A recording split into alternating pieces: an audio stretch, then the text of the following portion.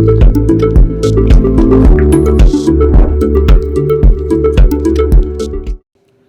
నమస్తే.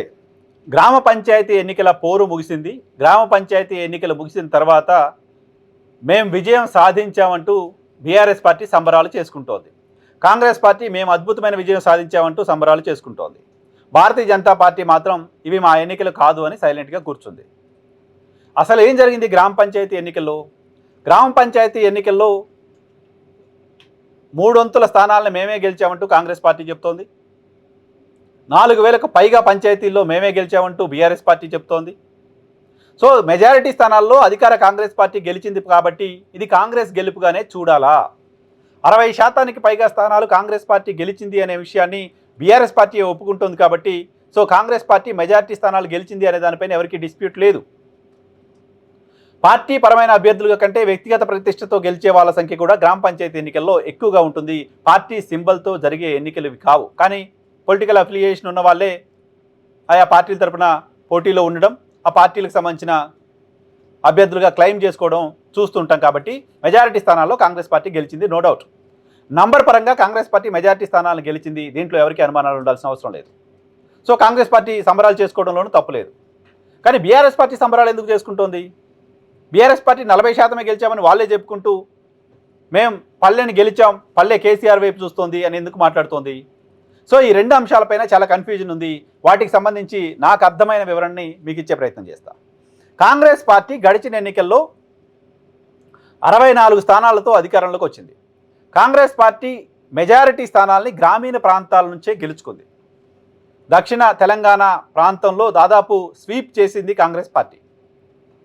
సో హైదరాబాద్ మాత్రం BRS party వైపు నిలిచింది. హైదరాబాద్, మెదక్ జిల్లాల్లోనే తాము గెలిచిన వాటిలో 80% స్థానాలని బీఆర్ఎస్ పార్టీ సాధించింది.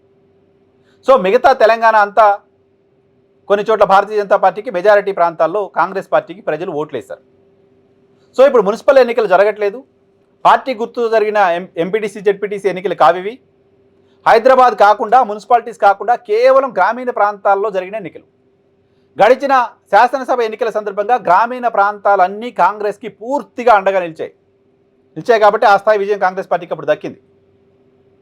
సో ఇప్పుడు అటువంటి గ్రామీణ ప్రాంతాలలో గడిచిన ఎన్నికల సందర్భంగా బీఆర్ఎస్ పార్టీకి నామమాత్రపు ఓట్లు పోలైన ప్రాంతాల్లో కూడా ఈరోజు బీఆర్ఎస్ పార్టీకి సంబంధించిన అభ్యర్థులు విజయం సాధించారు. ఒక్కో గ్రామంలో 500, 1000 ఓట్ల, 2000, 3000 ఓట్లతో విజయం సాధించిన అభ్యర్థులు కూడా ఉన్నారు.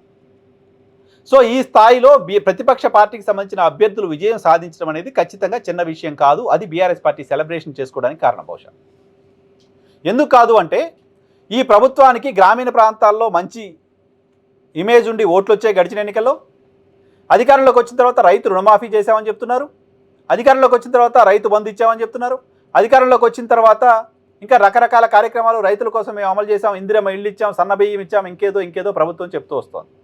నిజానికి ఇవన్నీ చేసిన తర్వాత కాంగ్రెస్ పార్టీకి సంబంధించిన సీట్ల సంఖ్య పెరగాలి. గ్రామీణ ప్రాంతాల్లో గతంలో ఉన్న ఆదరణ పెరగాల్సిన అవసరం ఉంది, కానీ తగ్గింది. ఇది కాంగ్రెస్ పార్టీ కూడా డిస్ప్యూట్ చేయలేదు. గడిచిన అసెంబ్లీ ఎన్నికల్లో మాకు వచ్చిన ఓట్ల పర్సెంటేజ్తో పోలిస్తే పంచాయతీ ఎన్నికల్లో గ్రామీణ ప్రాంతాల్లో మాకు వచ్చిన ఓట్ల పర్సెంటేజ్ తక్కువ అనే విషయం కాంగ్రెస్ పార్టీ కూడా అర్థమవుతుంది. సో అది కాంగ్రెస్ పార్టీకి అలామింగ్, అది బీఆర్ఎస్ పార్టీకి అడ్వాంటేజ్గా కనపడుతుంది. అందుకోసం బీఆర్ఎస్ పార్టీ సెలబ్రేట్ చేసుకుంటుంది. ఓ పార్టీ అధికారంలోకి వచ్చిన తర్వాత 2 సంవత్సరాలు అధికారంలోకి వచ్చిన తర్వాత 2 సంవత్సరాల్లోనే జరిగిన ఎన్నికల్లో ప్రతిపక్ష పార్టీ 40% పైగా స్థానాలు గెలుచుకోవడం అంటే అది అధికార పార్టీకి డేంజర్ బెల్. మేము సూపర్ 6 తరహా అనేక హామీలు ఇచ్చాం, 6 గ్యారంటీలు హామీలు ఇచ్చాం, ఆ హామీలన్నీ అమలు చేశామని ప్రభుత్వం చెప్తుంటే అధికార దర్పం, అధికార యంత్రాంగం, మెజారిటీ ఎమ్మెల్యేలు, గ్రామీణ ప్రాంతాలకు సంబంధించిన మెజారిటీ ఎమ్మెల్యేలు, అధికార పార్టీకి సంబంధించిన ఎమ్మెల్యేలు వాళ్ళంతా ఉన్న సందర్భంగా కూడా అక్కడ 60% స్థానాలకే కాంగ్రెస్ పార్టీ పరిమితం కావడం అంటే, అసెంబ్లీ ఎన్నికల సందర్భంగా సాధించిన ఓట్ల కంటే తక్కువ ఓట్లు సాధించడం అంటే అది కాంగ్రెస్ పార్టీకి డ్యామేజ్. కాంగ్రెస్ పార్టీ పట్ల ప్రజల్లో పెరుగుతున్న వ్యతిరేకతకు ఒక నిదర్శనం. నంబర్ పరంగా కాంగ్రెస్ పార్టీ ఎక్కువ గెలిచినట్టు కనపడుతోంది, కానీ బీఆర్ఎస్ పార్టీ గణనీయంగా ఓట్లు పెంచుకుంది గ్రామీణ ప్రాంతాల్లో. బీఆర్ఎస్కి 39 స్థానాలు వస్తే హైదరాబాద్, మెదక్లోనే దాదాపు 27-28 స్థానాలు ఆ పార్టీ గెలుచుకుంది. మిగతా మొత్తం తెలంగాణలో గెలిచింది ఇంకో 5-6 స్థానాలు మాత్రమే.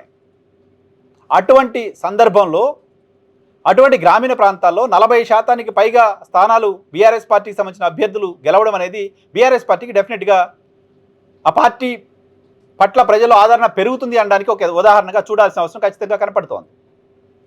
2 ఏళ్లలోనే అధికార పార్టీ పైన వ్యతిరేకత ఉండడం కనపడుతోంది. జనరల్గా స్థానిక ఎన్నికల్లో అధికార పార్టీకి అనుకూలంగా ఓటు ఉంటుంది. స్థానిక ఎన్నికల్లో అధికార పార్టీకి అనుకూలంగా మెజారిటీ స్థానాలు గెలుస్తూ ఉంటారు. సో ఎన్నికలకు మళ్ళీ 5 ఏళ్ళు గడిచిపోయి ఎన్నికలకు ఇంకొక 6 నెలలు ఏడాదో ఉంది అనుకున్న సందర్భంలో మాత్రమే అధికార పార్టీ పట్ల కొంత వ్యతిరేకత ప్రజల్లో కనపడుతుంది. ఎందుకంటే 3 ఏళ్ళు ఇంకా ప్రభుత్వాన్ని భరించాలి, ప్రభుత్వానికి సంబంధించిన నాయకత్వం ఉంటుంది, ప్రభుత్వంతో పనులు ఉంటాయి. కాబట్టి ప్రభుత్వానికి వ్యతిరేకంగా ఇప్పుడే ఓటు వేయడం ఎలా అనే ఆలోచన ప్రజల్లో ఉంటుంది. కాబట్టి వ్యతిరేకంగా ఓటు వేయడానికి ఆసక్తి చూపించరు. కానీ 40% పైగా ప్రజలు వ్యతిరేకంగా ఓటు వేయడానికి ఆసక్తి చూపించారంటే ఈ ప్రభుత్వానికి ఇది ఒక డేంజర్ బెల్.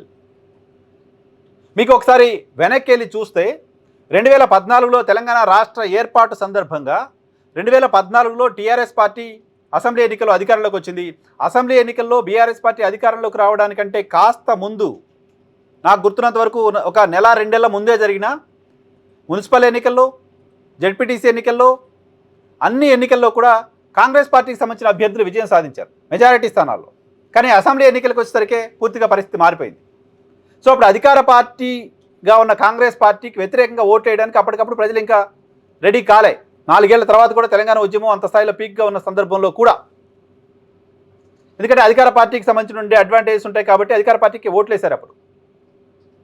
కానీ ఇప్పుడు 2 ఏళ్ళు అధికారంలోకి వచ్చిన తర్వాత 2 ఏళ్లలోనే ప్రభుత్వానికి వ్యతిరేకంగా 40% మంది ప్రజలు బయటకు వచ్చి బహిరంగంగా ఓట్లు వేసే పరిస్థితి వచ్చింది అంటే అది ఖచ్చితంగా కాంగ్రెస్ పార్టీ ఆలోచన చేసుకోవాల్సిన అంశం.